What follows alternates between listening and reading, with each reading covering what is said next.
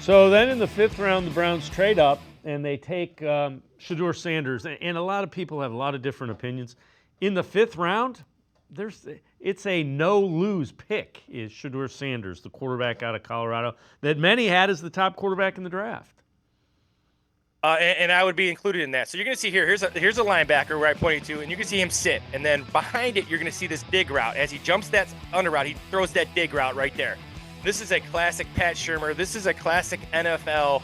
You've seen it a ton with David Njoku, Amari Cooper when he's here, Jerry Jeudy.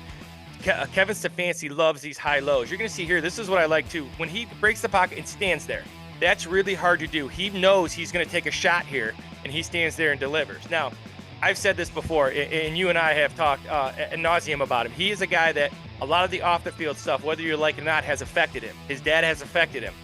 He has some things to work on about drifting backwards and staying in the pocket.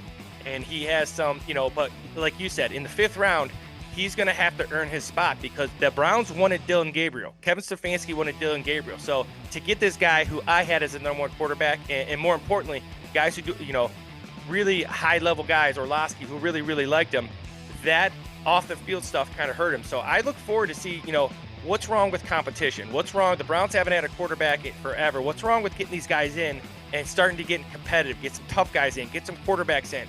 You got to take some shots at quarterback. Everybody misses. So let's take, like you said, this is a guy everybody had, one or two, and you get him in the fifth round. This is an easy choice. Most fifth rounders don't make it. So if he doesn't, oh well, you're still good.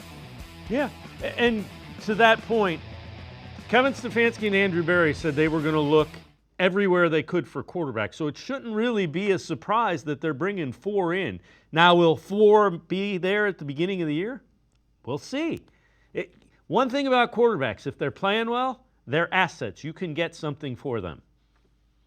Yeah, so they all play. So let's imagine the majority of them play well. Now you got trade assets. You got, we now know in the NFL that you need more than one quarterback. In fact, most of the time you need more than 2. Brown saw that a couple years ago. If people have asked me what would you have done, maybe you go get a safety, maybe you get another receiver. But with Harold Fannin, that tells me the Browns are going to go more to 12 personnel. With the 2 backs they took, tells me they're going back to Kevin Stefanski's now driving the car again, which means they don't need as many receivers. I still think they need to get a playmaker outside and a guy who's got easy touches. Be another year of possibly you and I saying, man, we got to get some easy yards, right? The Browns got to be able to create some easy yards. But they do have some guys in Fannin and Sampson and Junkins that could possibly, are going to improve this offense, especially going back to what Kevin Stefanski does very well.